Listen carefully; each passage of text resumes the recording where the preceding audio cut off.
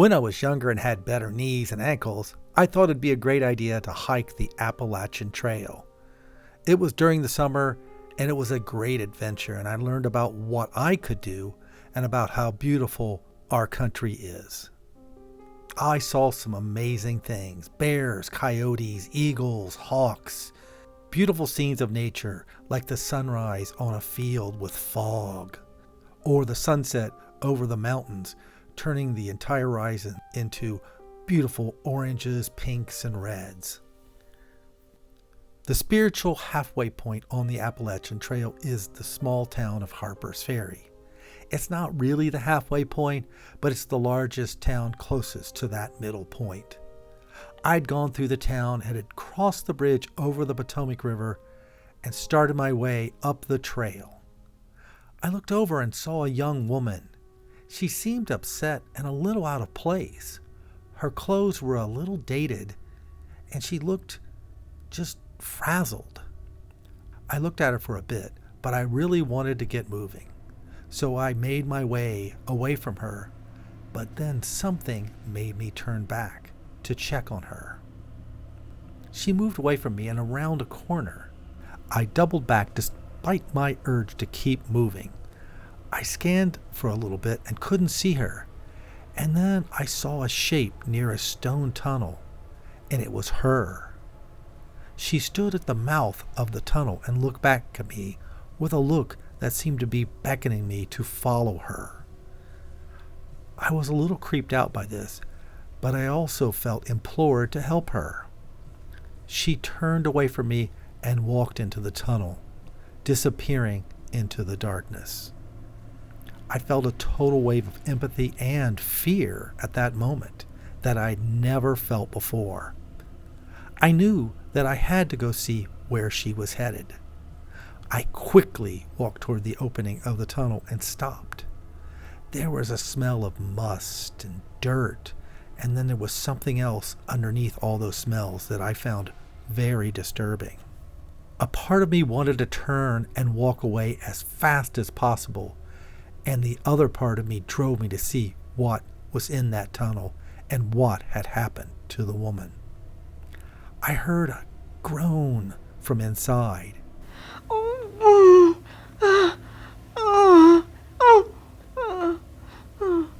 It was almost like a cry of pain or for help.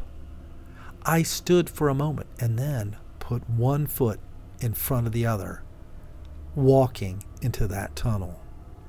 The smells got stronger, and the disturbing smell really started to make its way into my head. I got into the tunnel, and it was very, very dark. And then I saw a shape curled up on the floor of the tunnel. It was the woman, and her clothes were dirty now and torn, and they looked to be aged. I couldn't understand how they would have changed so much in such a short period of time. I was locked in place, uncertain what to do because this didn't make any sense. Then a motivating force of self-preservation began to overtake me, and I backed away. I ended up tripping over a log in the tunnel and fell into the dirt. I scrambled to my feet and looked back. I saw the shape was gone. This sent a chill up my spine and partially froze my heart. I felt like I'd missed an opportunity to help out somebody. I trudged out of the tunnel and made my way back down the path, still having the smells of that tunnel in my nose. I finally reached a point where I was ready to rest for the night, and I set up my tent and started a campfire. Another camper came along and stopped to compare notes and talk about his journey. They could see that I was a little out of sorts and asked me, "What's up?"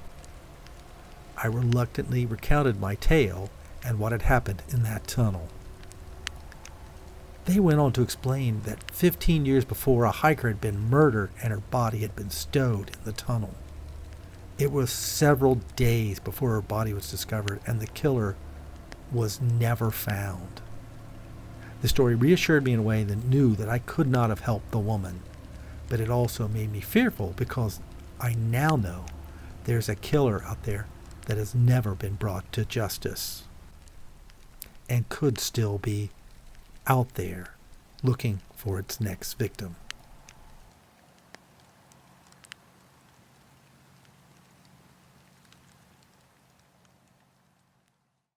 I really enjoy historic places and studying about the Civil War.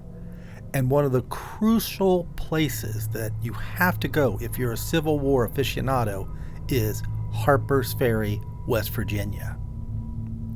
So I ended up there checking out all the sites like the John Brown Museum, the barn where he and his men were trapped after their failed raid, and many other sites in this historic city. Scanning the small town, I looked up at the top of the hill where a beautiful church stands. It watches over the small town. I knew that I had to check it out, so I made the climb up the many flights of stairs, which left me a little bit winded. I reached the entrance of the church, and it turned out the doors were wide open.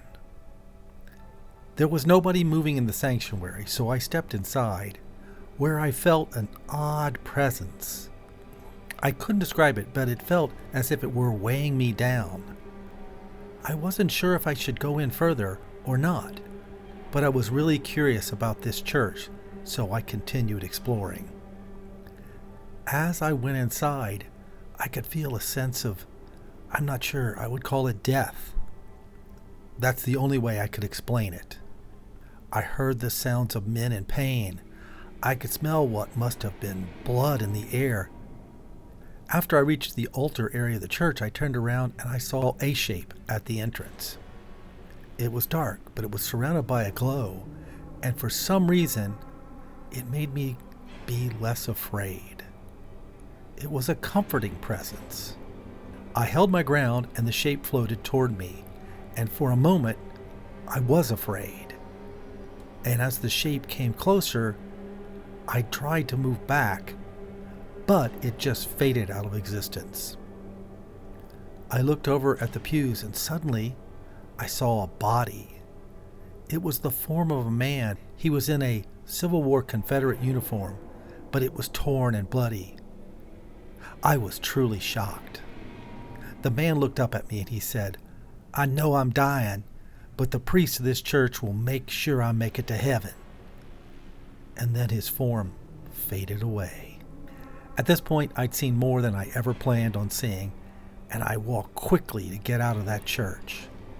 I reached the exit and turned back, and I could see that shape again of the priest at the front of the church. He was moving from pew to pew, making the sign of the cross. He was giving last rites and blessings to those who were dying. It was comforting to know that he was there for them, and it was also disturbing that somehow I was viewing something that had happened so many years ago. I watched the scene for what seemed like many minutes, but it was probably only a few seconds. And then, just like before, it all faded away. This shook me to my core, and I slowly backed out of the church, and I spun away and made my way back down the hill. Then the bells of the church began to ring, and it made me jump. I looked up at the spire. I could hear those bells continue to ring, filling the town with their sounds. The sounds of men who had died oh so long ago.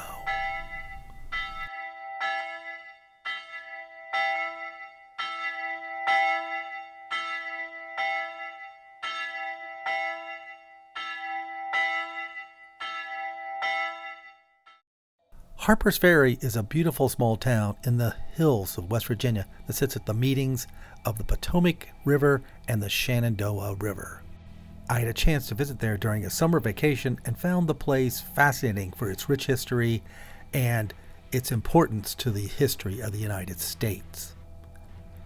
Its biggest claim to fame is it's the site of John Brown's famous raid before the Civil War in his attempt to bring about a slave uprising to end slavery in the country. I'd spent a better part of the day wandering around the historic buildings in the town and learning about the events of the past that affected my country. It was getting late in the day, and it being in the middle of the week, there weren't a lot of people around, and my feet were really starting to kill me, and I was getting ready to head up the hill where there were many restaurants, when I saw a man standing far ahead of me. He was a tall man with a large bushy beard, and he was wearing a long coat that seemed to be something a reenactor would wear, so I just thought he was part of the scenery. He stood there, and a few people walked by, and he tipped his head toward them, and then he turned and saw me. He eyed me and then started walking my way. I could detect something wasn't quite right about him. There was a look in his eyes that set him apart. I very slightly backpedaled, and I don't know if he saw that, but for some reason he walked straight up to me and looked me in the eyes. He lowered his head and whispered in a very strong voice, "Are you here to free them?" I was a bit stunned and shook my head no. He leveled his gaze at me and asked again, "Are you here to free them?" I was stunned because of the presence of the man and how he just seemed to bore his eyes straight into me. I backed up some more and tripped on the curb. I staggered and fell partially to the ground. I struggled to get to my feet, and I spun around towards the man, and when I looked, the street was empty. There was nobody around. I didn't hear any frantic footsteps of somebody running away. I was stunned. I didn't believe in ghosts, but this made me reevaluate that premise. I was able to regain my senses and started my walk up the hill. I looked up at one of the historic buildings, and there was a placard with a picture of a man with a large beard and piercing eyes. It was the man who had just approached me, and the caption under the picture read, "John Brown." I was gobsmacked. After a few moments, I headed for the restaurant and sat there quietly, and the waitress approached me. She could tell something was wrong and asked me if I needed anything. I stuttered out that I'd had a strange thing happen to me, and it had kind of shaken my world. She looked at me and cocked her head. She asked, "Did you see him?" I looked at her with a puzzled expression, and she read it exceedingly well. She said, "You saw John Brown. You're not the first, and you won't be the last. He means no harm, but he's very insistent on you helping." She went on to say that she knew several people that come in who had run into him over the past few years and recounted their tales.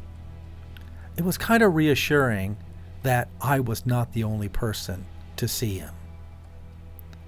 Once I was able to settle down, I ordered my meal and it was very filling.